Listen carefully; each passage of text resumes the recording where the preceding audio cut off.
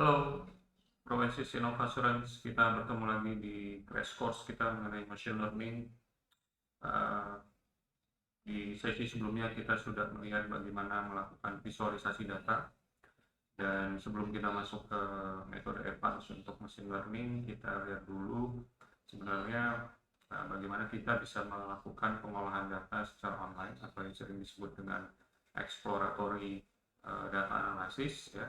Dan kali ini di sesi ini saya akan menggunakan berbagai macam cara. Di antaranya kita bisa pakai scikit-learn dan juga kita bisa pakai package pandas juga, atau kita bisa menampilkan data tersebut dalam bentuk seperti Excel atau yang dikenal dengan spreadsheet, ya.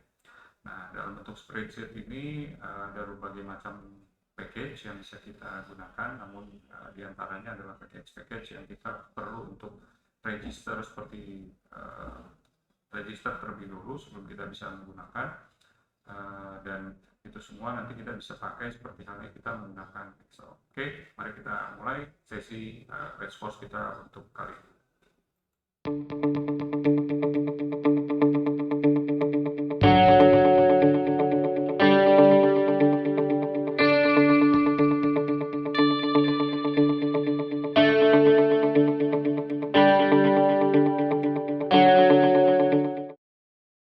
Oke, Provinsis Innova Assurance, topik kita kali ini mengenai bagaimana kita melakukan exploratory data analysis, ya, atau EDA. Nah, exploratory data analysis ini sebenarnya adalah sama dengan istilah kita pahami, yaitu bagaimana melakukan pengolahan data menggunakan machine learning, di mana yang kita sudah pelajari sebelum-sebelumnya yang kita lakukan secara terpisah ini akan kita rangkumkan ke dalam satu program machine learning yang kita sebut dengan exploratory data analysis, ya.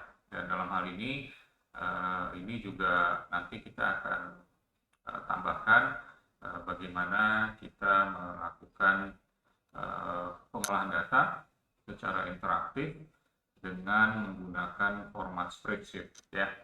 Jadi dalam hal ini nanti saya akan menggunakan beberapa package dan juga tools, ya, yang tentunya ada yang mungkin baru Anda ketahui, ada juga yang mungkin sudah pernah mengetahuinya, yaitu selain tentunya kita juga telah menggunakan beberapa yang kita install, tapi juga kita bisa menggunakan tools yang secara online.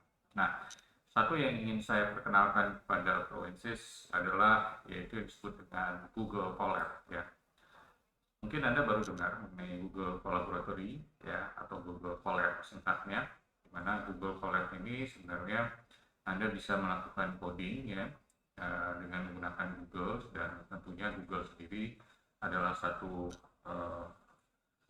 application service provider juga, ya, yang menyediakan berbagai macam platform untuk Anda melakukan, mulai Anda melakukan pengolahan dokumen, ya, atau editing dokumen, ya, atau mungkin dokumen dalam bentuk MS, dalam bentuk Word, ya, kemudian juga dalam bentuk presentasi. Anda bisa menggunakan baik Google Docs, ya, dan juga bahkan Anda bisa melakukan editing dalam bentuk coding, dan salah satunya adalah melakukan coding Python, di mana nanti Proansys bisa menggunakan Google Colab ini secara online tanpa harus melakukan instalasi khusus, dan automatically nanti si Google Colab ini akan melakukan penyimpanan data di Google Drive Anda, ya. So, kemudian kita nanti akan menggunakan yang kita sebut dengan Jupyter, ya. Kita sudah tahu ada Jupyter, tapi nanti saya akan perkenalkan satu lagi format untuk pengolahan notebook yang disebut dengan Jupyter Lab, di mana Jupyter Lab ini memiliki kemampuan yang lebih baik dibandingkan Jupyter biasa, karena Jupyter Lab juga bisa menggabungkan beberapa format dari Python ke dalam satu development tools yang atau IDE, Integrated Development Environment, yang mempermudah kita untuk melakukan pengkodaan dengan Python. Oke, kita langsung mulai saja ya, Bro and Sis. Ya, di sini sebelum saya mulai, mungkin saya akan minta kalau silakan kalau jika Anda ingin langsung melakukan latihan, Anda bisa mencoba langsung ya, sehingga Anda bisa langsung memahami apa yang saya sampaikan. Ya, buat Bro and Sis yang belum pernah mendengar mengenai Google Collaboratory atau Google Colab, maka Anda bisa searching ya, Google Colab ini. Sorry, ini L-nya satu ya, jadi Google Colab ya, seperti ini. Jika Anda klik ini, maka nanti Google akan langsung membuka satu tampilan di mana Anda akan masuk ke dalam satu editing untuk coding ya. Yang contoh adalah seperti ini. Dan editing ini juga akan langsung memperlihatkan bagaimana atau hasil pekerjaan Anda sebelumnya gitu ya.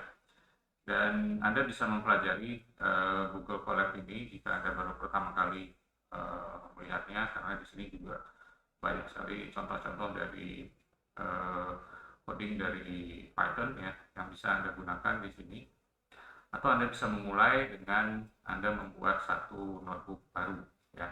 Kita sebut notebook karena ini berbeda dengan konsep .py ya, karena di sini kita mengenal IPYNB, di mana notebook ini adalah gabungan antara coding ya, atau source code dengan teks ya. Ini ambil contoh seperti ini, di mana selain kita menggunakan atau memiliki konten berupa teks di sini, kita juga memiliki konten berupa coding atau source code dari Python, dan kemudian ada outputnya atau hasilnya. Nah, itu yang disebut dengan notebook ya. Jadi Pro and Sis Innovation mesti paham ya apa yang disebut dengan notebook dan apa yang disebut dengan source code biasa dari Python dengan ekstensi .py ya. Oke, silakan jika Anda ingin klik notebook baru, Anda bisa klik notebook baru. Karena kebetulan saya sudah memiliki, maka saya akan ambil dari Google Drive saya ya. Ya, ini Bro and Sis. Jadi kalau dilihat di sini saya sudah memiliki beberapa notebook ya, hasil dari pekerjaan sebelumnya. Dan jika Anda nanti sudah selesai melakukan editing satu notebook, maka Anda bisa simpan ke dalam Google Drive Anda. Ya, ini juga tentunya akan mempermudah Anda ya, karena semuanya berbasis cloud di sini, dan Anda tidak perlu menggunakan penyimpanan yang berada di internal hard disk Anda. Jadi di sini Anda bisa langsung buat yang baru dengan klik kanan, kemudian Anda pilih More, dan Anda pilih Google Collaboratory atau Google Colab jika Anda ingin buat yang baru, atau Anda bisa langsung double klik dari notebook yang sudah tersimpan di dalam Google Drive folder Anda tersebut. Ya, di sini ambil contoh, saya sudah akan membuka satu notebook ya yang ada di Google Drive saya, dan ini adalah yang bisa nanti Anda pakai untuk melakukan exploratory data analysis secara lengkap, termasuk juga melakukan visualisasi. Nah, di sini kalau Anda lihat di mana saya import package Pandas ya, SPD. Ini juga tentunya di sesi-sesi sebelumnya Anda bisa lihat ya, coding import Pandas ini adalah package standar untuk melakukan pengolahan data.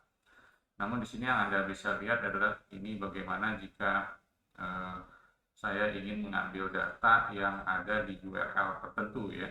Jadi di sini ada satu situs ya, basketballreference.com NBA tahun 2019 ya, ini dalam bentuk HTML, dan kemudian dari data bentuk HTML ini nanti datanya akan kita ambil, kita simpan ke variabel TF 2019 ya.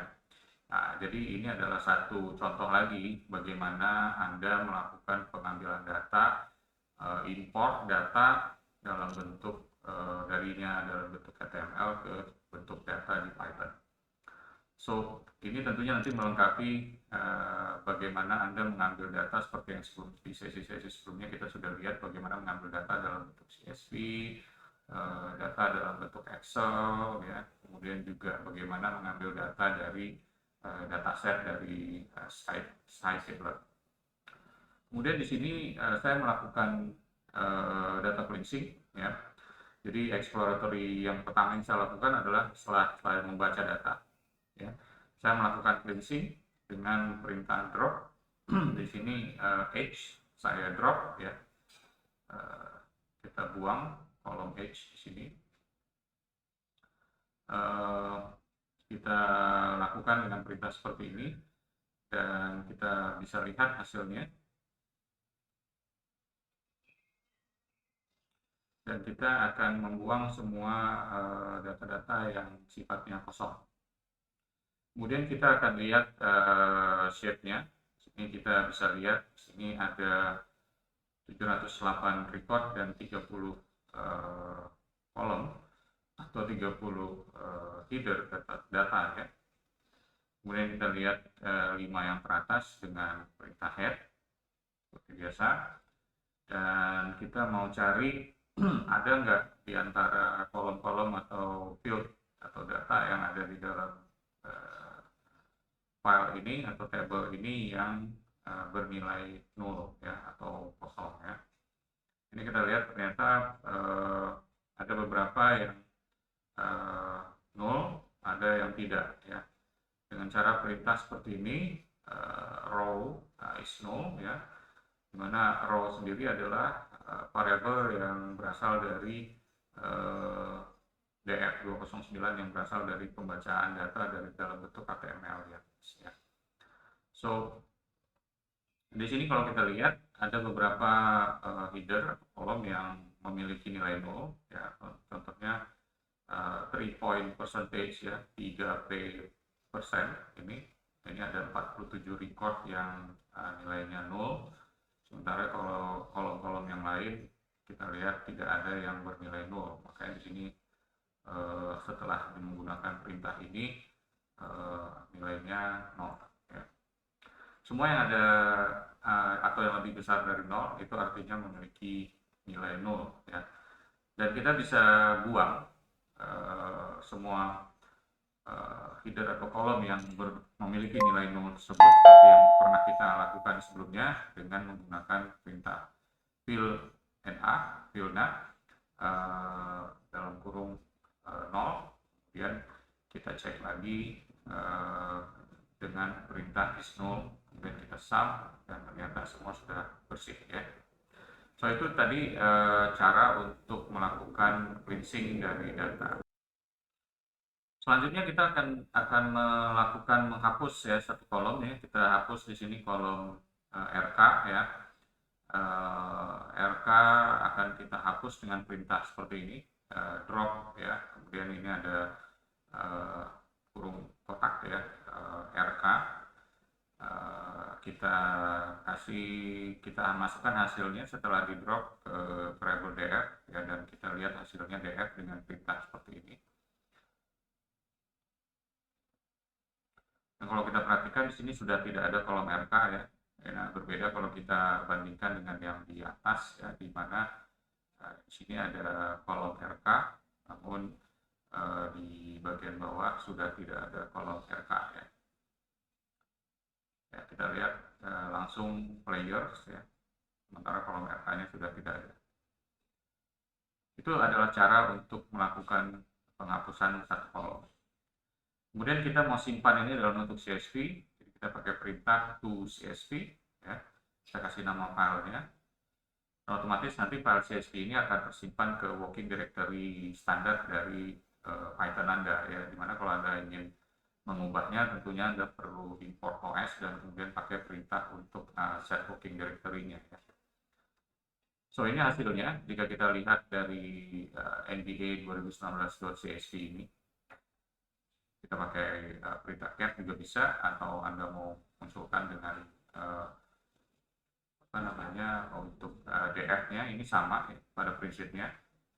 Cuma kalau ini adalah perintah yang diambil dari perintah operating system ya, di mana di sini ada tanda seru, ya, kemudian ada cat, ya. Cat itu sendiri tentunya adalah satu perintah operating system Unix juga ya, yang berbasis Unix untuk menampilkan isi dari file ya.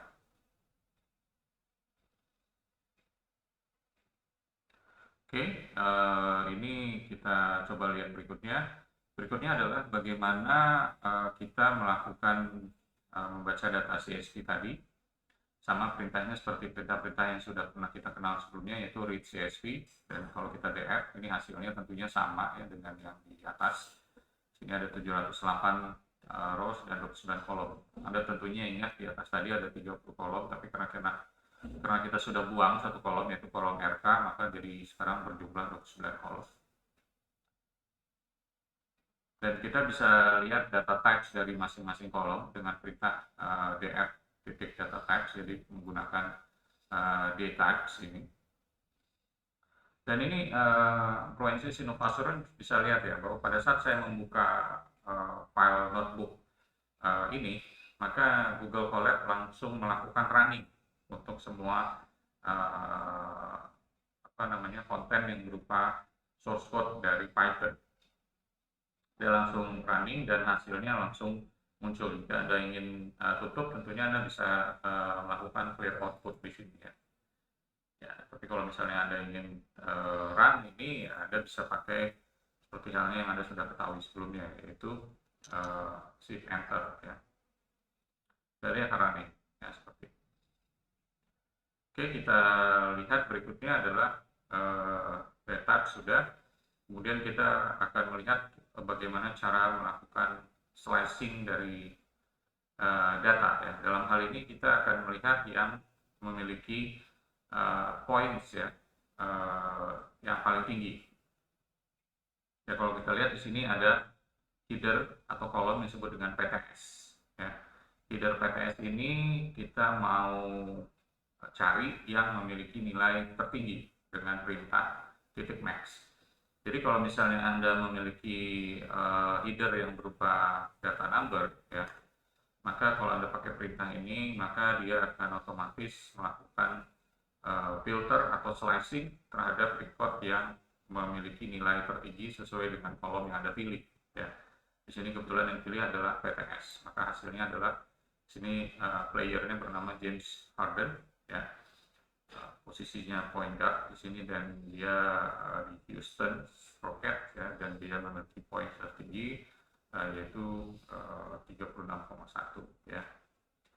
So Anda kemudian bisa melakukan pengecekan juga untuk slicing jika Anda ingin menemukan satu atau sekelompok record yang memenuhi kriteria tertentu, misalnya lebih dari, sini adalah poin lebih dari 20 ya, maka semua yang memiliki nilai di kolom PTS lebih dari 20, maka dia akan dimunculkan ya.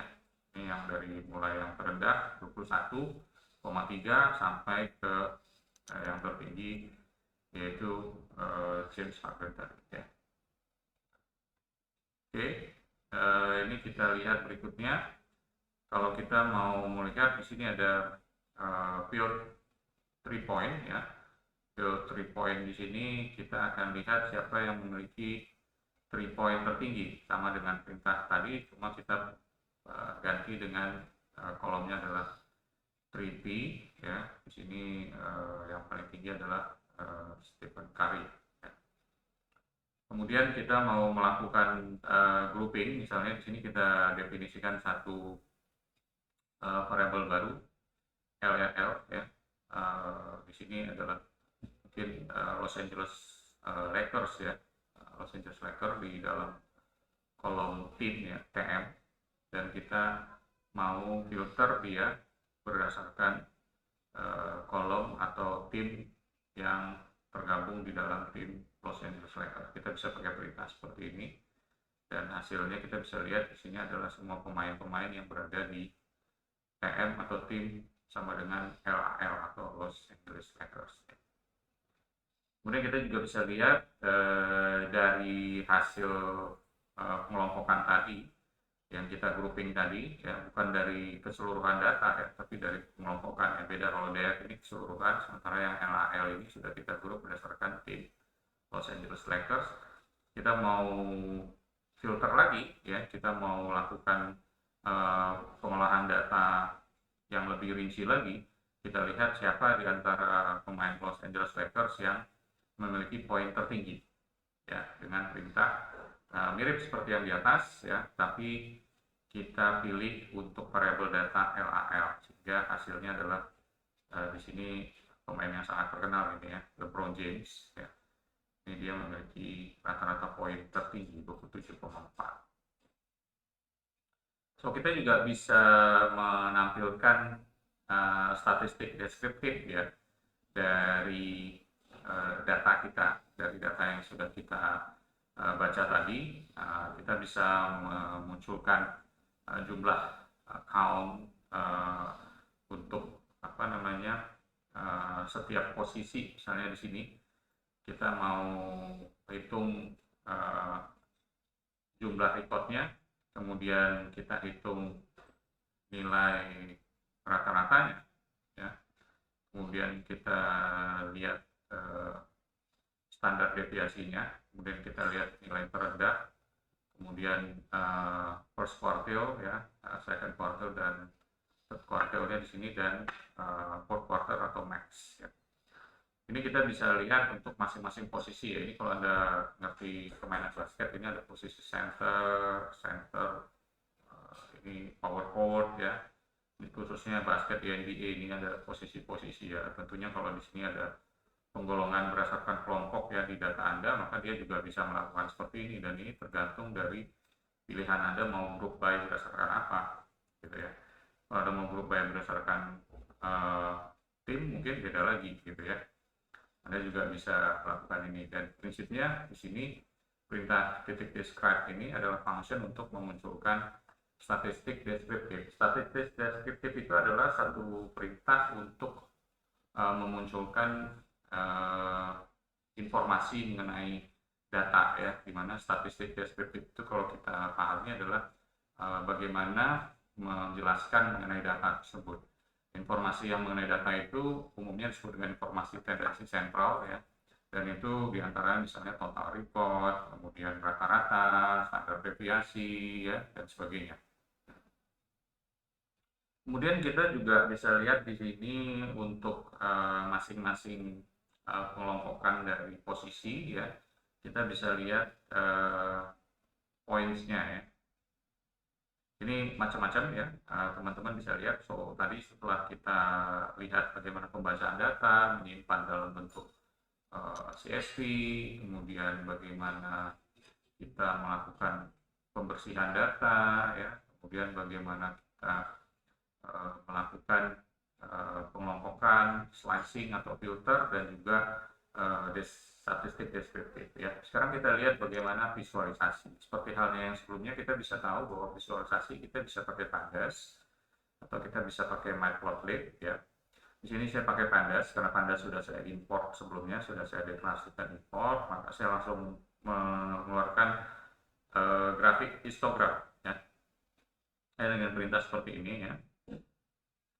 Maka dia akan convert ini menjadi bentuk array ya. Kemudian setiap ini akan ditampilkan setiap posisi ya, karena di sini adalah kita memakai groupingnya berdasarkan posisi ya. Sementara perintah memunculkan visualisasi datanya adalah .is ya.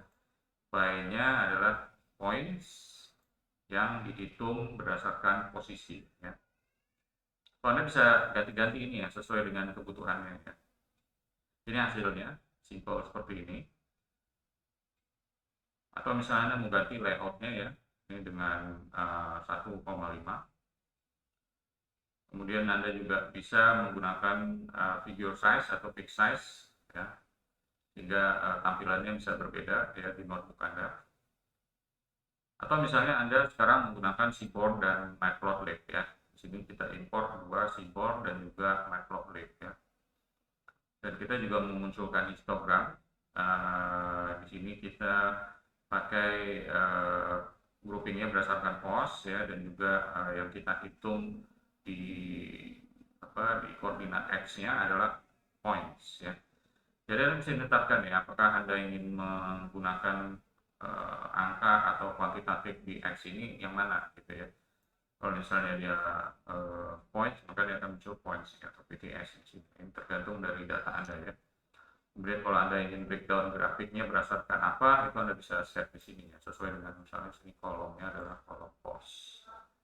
So akan muncul mulai dari post SG, PF, PG, center ya, SF ya, dan kita lihat pointsnya masing-masing. So tentunya ini bisa jadi satu bentuk analisa ya, kalau ternyata kita perhatikan di sini yang berhasil mencetak poin lebih banyak ya, itu kalau kita perhatikan adalah yang berposisi di point guard di sini ya. Oke, tapi ini nilainya kurang dari 10.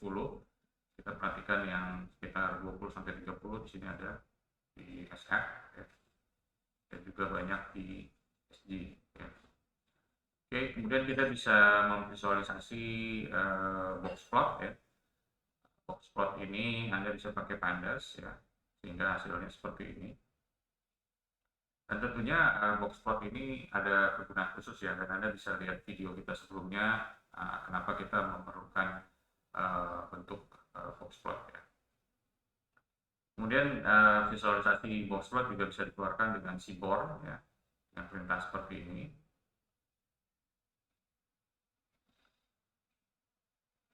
Dan kita juga bisa mengeluarkan heatmap ya dalam seaborn ya, dengan perintah atau function core ya. Hasilnya seperti ini. So pada prinsipnya di sini kita bisa lihat ya, jika dia makin tebal ya, maka di sini potensinya menjadi lebih rendah ya, dibandingkan kalau dia makin cerah ya.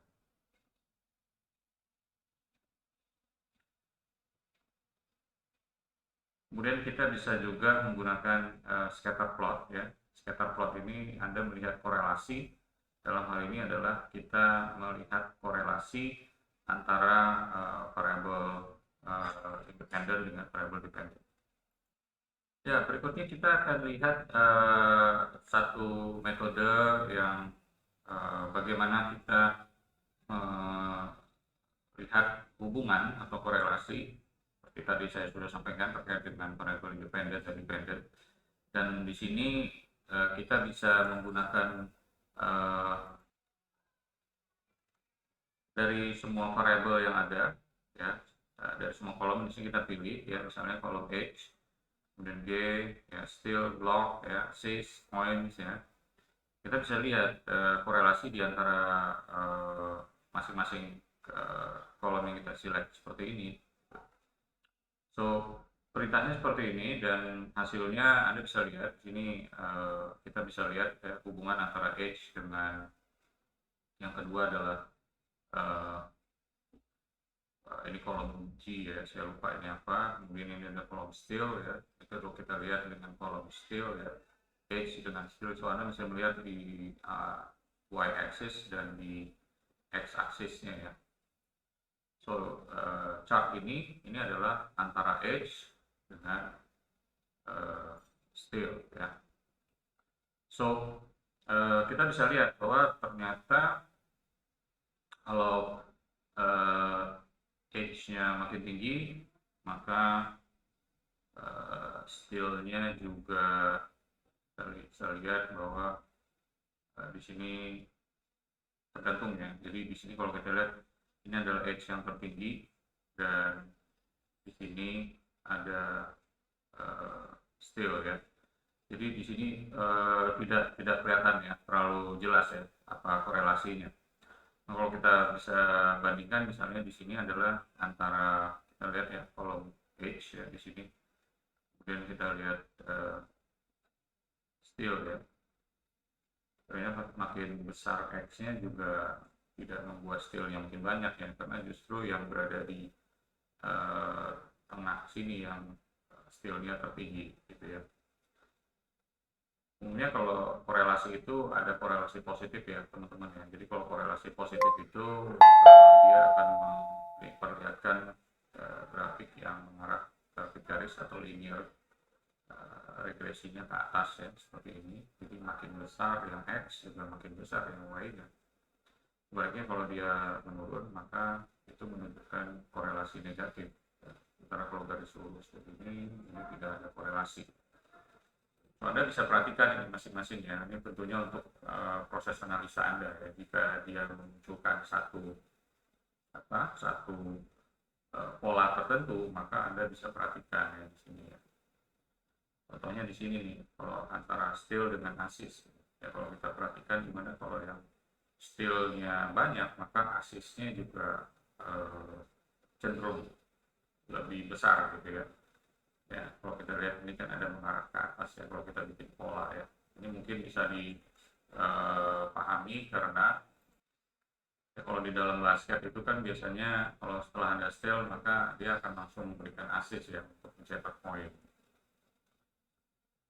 Oke, Bro Ensis itu Anda bisa perhatikan adalah contoh kita untuk melakukan exploratory data analysis ya dalam satu notebook ya secara komplit mulai dari kita membaca data ya di bagian atas tadi sampai kemudian Anda melakukan visualisasi datanya ya. Anda bisa pelajari bentuk-bentuk perintah ini. Nanti saya akan copy paste ke deskripsi kita di YouTube channel ini. Tapi sebelum kita klik, kita bisa lihat bagaimana pengolahan data dengan menggunakan spreadsheet ya. Dan kali ini saya akan menggunakan Jupyter Lab ya. Oke, Bro Ensis, Anda tentunya sudah tahu dengan Anaconda ya. Jadi Anaconda adalah satu navigator sekaligus bagaimana melakukan manajemen terhadap environment ya, virtual environment pada saat Anda melakukan uh, komputasi dengan Python. Anda bisa create base dari environment-nya atau bisa create environment khusus ya di Anaconda ini sehingga Anda bisa menggunakannya sesuai dengan kebutuhan Anda. So, Jupyter Lab kita akan launch dari sini ya. Anda bisa lihat di sini ada berbagai macam aplikasi ya, termasuk Jupyter ya. Kemudian juga kalau mau ke command prompt ya, PyCharm ini juga bentuk editing dari Python yang bagus ya, IDE-nya. Dimana ini mirip seperti R ya. Anda bisa langsung lihat hasilnya di dalam satu satu window ya. Saya akan launch Jupyter Lab, jadi kalau teman-teman di sini lihat masih dalam bentuk install, maka Anda klik install aja. Ambil contoh di sini belum diinstal ya, RStudio. Anda bisa klik install, tapi karena saya sudah install, saya akan klik launch saja di sini. Oke, silakan kalau yang belum Anda bisa install dulu.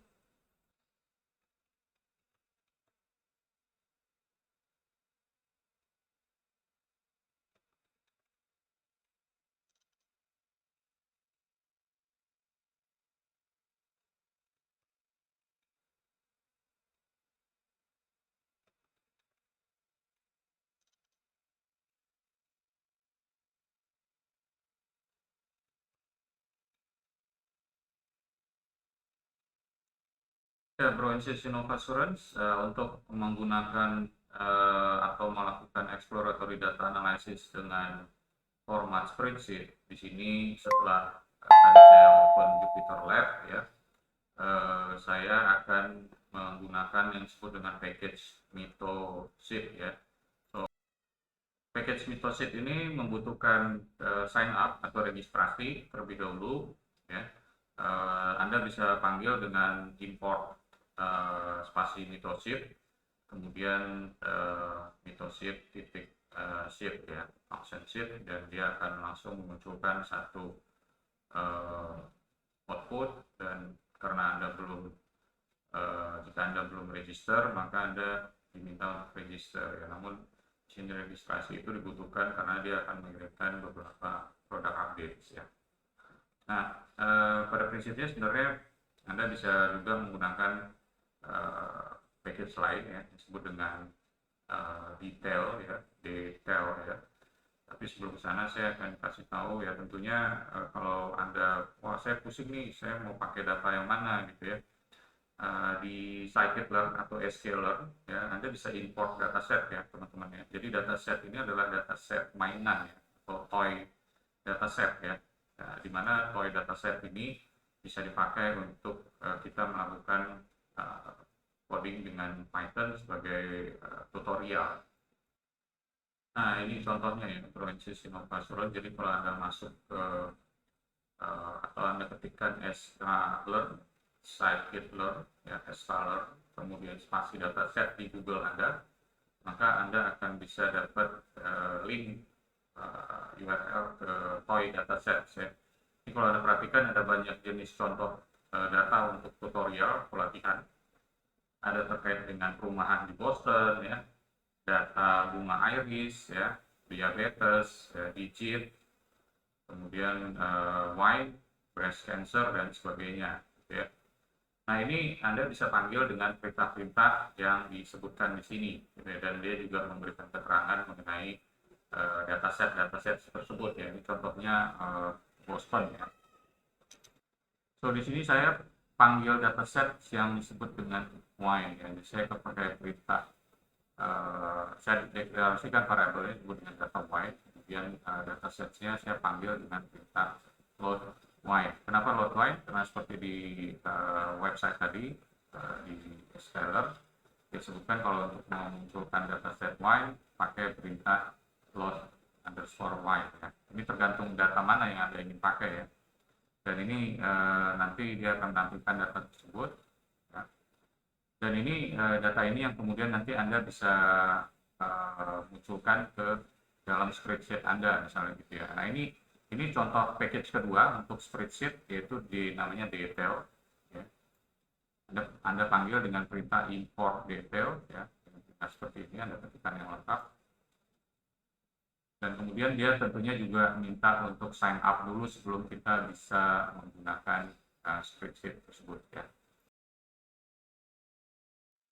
Oke, ini teman-teman ya, kalau misalnya Anda sudah register, Anda akan mendapatkan bahwa spreadsheet-nya sudah ready dan Anda bisa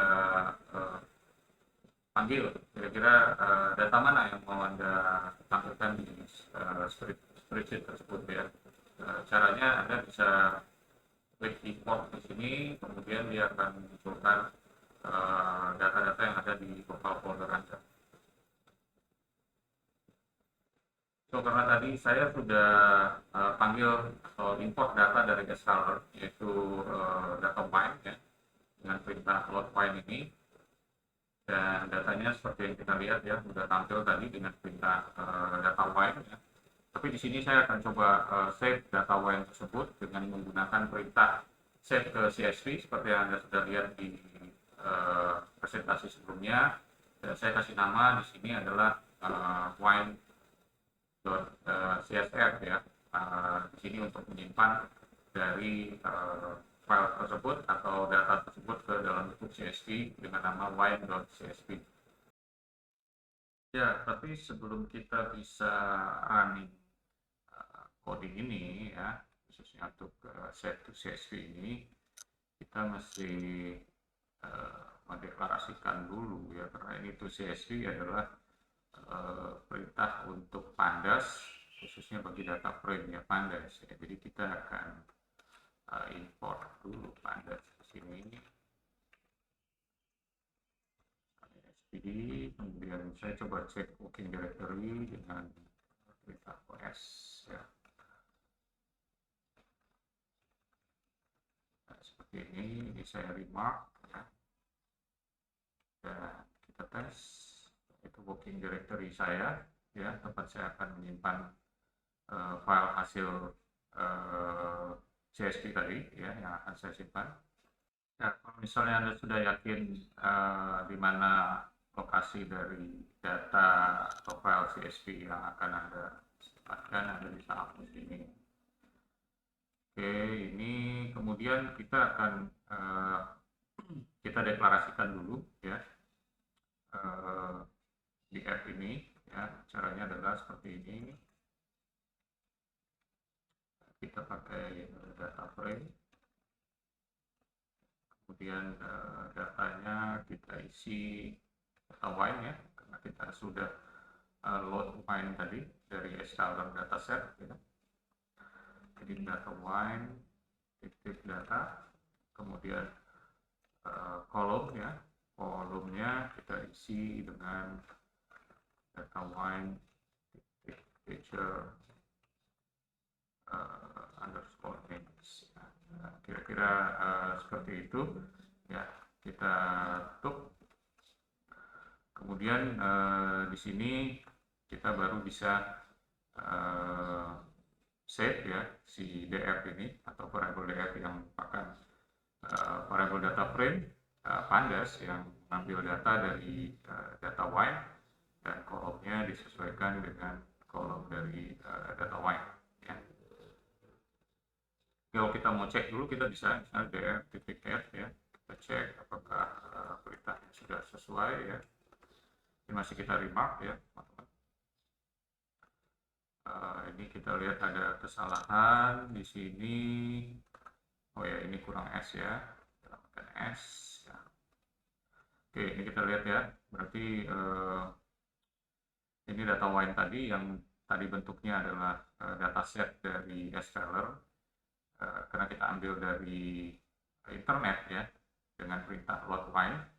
Karena internet Anda terkoneksi, maka dia langsung mengambil data itu dari Exceler ya, dan kita convert dia, kita pindahkan ke bentuk data frame di Pandas supaya bisa kita save ya. So ini bentuknya 5 record teratas sudah ditampilkan dengan perintah head, dan kemudian baru kita aktifkan perintah untuk menyimpan bentuk CSV ya. Nah, kita lihat di sini sudah muncul ya wine.csv, dan wine.csv ini yang nanti akan kita panggil di spreadsheet kita ya, spreadsheet Mito kita.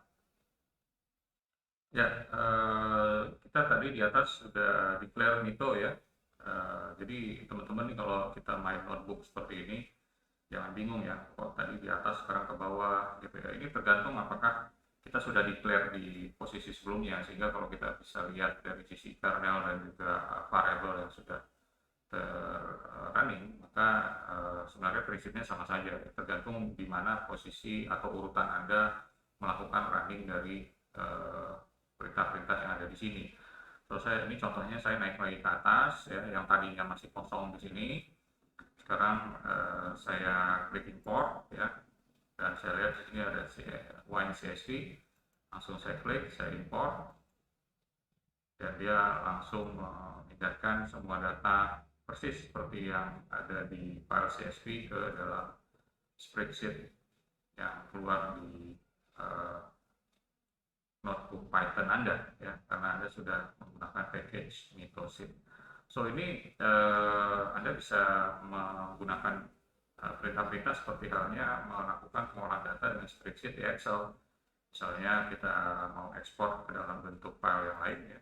Ini ada bentuk macam-macam, apakah CSV atau Excel ya, yang dia memungkinkan melalui Mito-Sheet, dan Anda bisa kasih nama Anda, atau misalnya mau Anda import beberapa data yang lain, maka akan muncul worksheet di sini ya. Kalau teman-teman mau tambahkan worksheet kosong ya silahkan saja tambahkan worksheet kosong di sini ya, atau Anda bisa import dari file yang ada, yang sudah ada ya. Dan kemudian tentunya bisa add column, bisa delete column, bisa melakukan pivot seperti di Excel, bisa melakukan merge ya antara dua cell atau dua kolom, kemudian